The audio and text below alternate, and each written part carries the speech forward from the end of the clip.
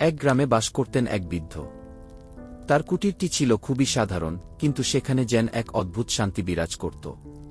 প্রতিদিন বিকেলের রোদ যখন কুটিরের উঠোনে এসে পড়ত, বৃদ্ধ তখন শান্ত মনে বসে থাকতেন, যেন অপেক্ষা করতেন কোনো পথিকের। একদিন এক যুবক এল সেই কুটিরে। তার কাঁধে ছিল জীবনের ভারী বোঝা, মাথা ছিল নিচু।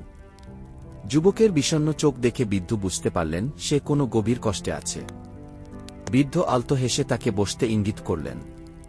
বৃদ্ধ তাকে একটি কাঠের টেবিলের সামনে বসিয়ে হাতে তুলে দিলেন এক টুকরো কাগজ আর একটি সাধারণ কলম। বৃদ্ধের জরাজীর্ণ হাতে ছিল এক অসীম স্নেহের স্পর্শ, যা যুবককে অনেকটা সাহস জোগাল। যুবকটি লিখতে শুরু করল। তার ভ্রু কুঁচকে আছে, প্রতিটি লাইনে সে তার জীবনের জমানো দুঃখ আর কষ্টগুলো উজাড় করে দিচ্ছে। বৃদ্ধ চুপচাপ তার পেছনে দাঁড়িয়ে পরম স্নেহে তাকে দেখছেন। লেখা শেষ হতেই বৃদ্ধ সেই কাগজটি নিয়ে এক ছোট মাটির পাত্রে জ্বালালেন আগুন। কাগজটি যখন জ্বলছিল, আগুনের মৃদু শিখা বৃদ্ধের মুখে এক শান্ত আভা তৈরি করল। ধীরে ধীরে সেই কষ্টের সাক্ষী কাগজটি ছাই হয়ে উড়ে গেল। কাগজটি পুড়ে ছাই হতেই যুবকের মনে যেন এক অপূর্ব প্রশান্তি নেমে এল। তার কাঁধে সেই ভারী বোঝা যেন উবে গেছে। বৃদ্ধের হাত ধরে সে যখন কৃতজ্ঞতা জানাচ্ছিল, তার চোখে তখন আনন্দের জল। পরের দিন বিকেলে এক ছোট ছেলে এল বৃদ্ধের কাছে।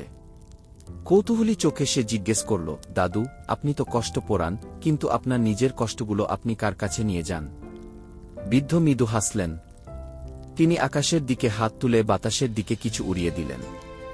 শান্ত স্বরে বললেন, আমি কোনো কাগজ পোড়াই না রে, আমি আমার কষ্টগুলো এই মুক্ত বাতাসে ছড়িয়ে দিই। কারণ কিছুই চিরস্থায়ী নয়। ছেলেটি স্তব্ধ হয়ে দাঁড়িয়ে রইল। সে যেন এক বিশাল জীবনের সত্য উপলব্ধি করল। মাথা নিচু করে সে ভাবতে লাগল, দুঃখ তো মনের গভীরে জমিয়ে রাখার জিনিস নয়, বরং তা ছেড়ে দেওয়ার জিনিস। সন্ধ্যা নামল। বৃদ্ধ এখন একাকী কুটিরের সামনে বসে। তিনি যেন প্রকৃতির সাথেই মিশে গেছেন। বাতাসের দিকে তাকিয়ে তার মুখে এক অপার্থিব প্রশান্তি। সবকিছু শান্ত, যেন প্রকৃতির বিশালতায় তার সবটুকু দুঃখ এক নিমেষেই উড়ে গেছে। যদি গল্পটি আপনাদের ভালো লেগে থাকে, তাহলে অবশ্যই কমেন্টে জানাবেন। এ ধরনের আরও নতুন নতুন গল্প পেতে আমাদের চ্যানেলটি সাবস্ক্রাইব করে পাশে থাকুন, আর বন্ধুদের সাথে শেয়ার করতে ভুলবেন না।